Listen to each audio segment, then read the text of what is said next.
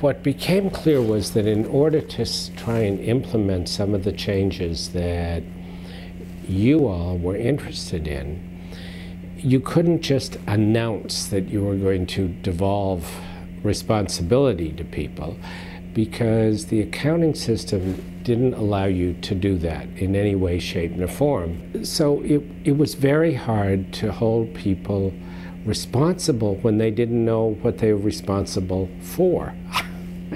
And hard for you and hard for them, because how could you hold people responsible?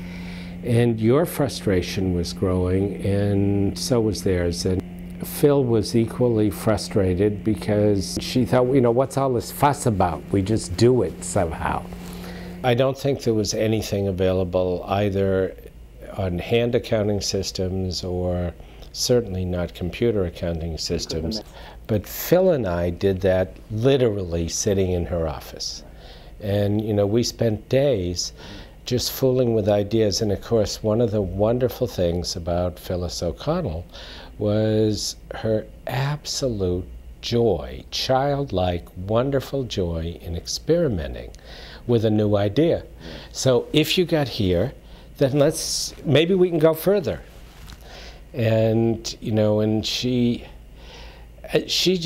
was just fun for her. And it was fun to do it together. And I don't know if you remember, but you'd come into her office and we'd tell you what we were doing and bounce it off you. And you would make a very pithy comment almost immediately. And you just zero in on what the output would be. And you'd ask a question like, well, how would that work if we wanted to know this? Or what if we wanted to know that? And we'd say, we don't know. Probably it wouldn't. You'd say, well, it'd be good if it would. And then you'd leave, and Phil and I would have another few hours.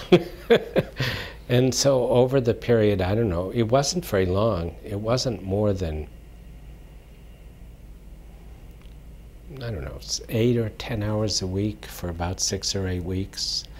And we just kept at it. The overall objective was for the team to come out with a common shared plan going forward that everyone agreed with. That was the overall objective. And the tool was the way to make that happen. And so Phil and I first worked together to try and sketch how it might work. And we spent days sitting in that wonderful sort of decaying sunroom that Phil had as an office, writing things on flip charts and trying to make a sketch. And once we'd gotten pretty much exactly what felt as though it would work, we then hired Tom Goldsmith, who'd been a classmate of mine and who was pretty good at IT and pretty good in finance, and he took the sketch and made it operable on the DEC system.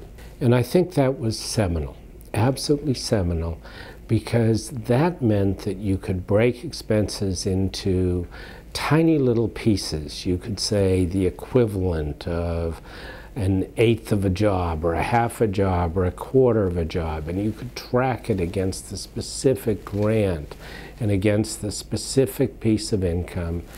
And so it meant that people could look exactly at what they were responsible for. And it meant that instead of speaking hypothetically, or this is more important than this, you could actually look at what would be the impact if we did this instead of this. And so that meant that real dialogue around priorities was possible, and you could all have a conversation that was based upon real numbers and real information, but dealing with what was the higher purpose and what was the, you know, what did you really want to accomplish together, and how were you going to do it, and how were you going to make it work for yourselves, and then how would it work for everybody else. It was tough because people had to abandon all the old stuff that they'd been the old arguments of values and control, and because they could be tested. And so everybody moved into what I perceived as a collaborative partnership.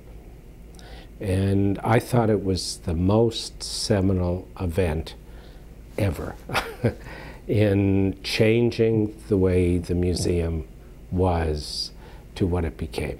And what I know happened was, at the end, instead of people having individual goals, they had moved into common goals, and it was really a team. And it felt like a team, it looked like a team, and it behaved like a team.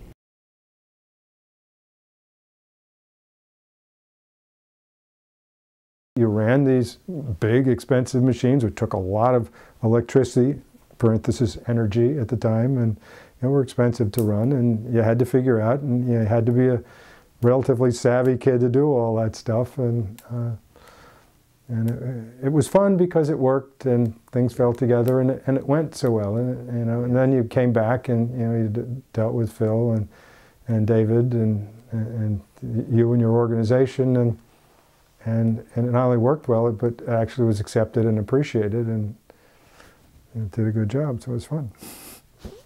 What really worked was going over and sitting down with Phil and David and talking and finding out what they wanted. There weren't wrenching discussions or conflicts or, goodness, what will we do? We just figured out something smart, and we went ahead and did it, apparently, and the system came out and it worked. I think the process really was a constructive, collaborative thing where we step by step made pretty reasonable decisions and didn't dig any deep holes we couldn't climb out of, and we put together a system that did what you wanted it to. You as, I don't suppose you called yourself CEO of the museum, but somebody's got to be in charge and responsible that the visions sort of go in the right direction, and they need a nerve system, an information system, and if that person has or learns what they need to do that with, and then leads that and communicates it, it makes the job of implementation kind of a pleasure. I've always said about accounting decisions, if you can't figure out what to do with those numbers or how those numbers ought to be presented, you just got to go back and what questions are that you actually ask? That's right. Which things do you need to know? And what you're saying is, maybe I began to learn that philosophy from being there, because you folks did need to know what you needed to know. You had a sense for the information that was missing, and we maybe had to figure out how to present it nicely and make it efficient to find what you wanted. And so, as you said, I'm going to say it again, just from that mass of numbers, the information you wanted would pop out, so it just didn't look like a sea of numbers. Looking back, were there any other things from which you think we might draw some lessons for today's world? And what I wrote down is, well, Phil and David had an innovative and supportive way of working, and that's a lesson for any generation. It's hard to achieve, always has been and always will be. Right. There was the climate that we got into that allowed this to come out of it. And that's kind of, the looking forward thing that I most get out of moving back, and of course the most general, it's aside from any of the technical pieces, it's the whole mood and the climate of what we were doing. And I think we were very lucky, and both David and Phil were very gifted to we were able to do that, because we leveraged it into something that, its time was coming, but its time wasn't there yet, and we did it anyway.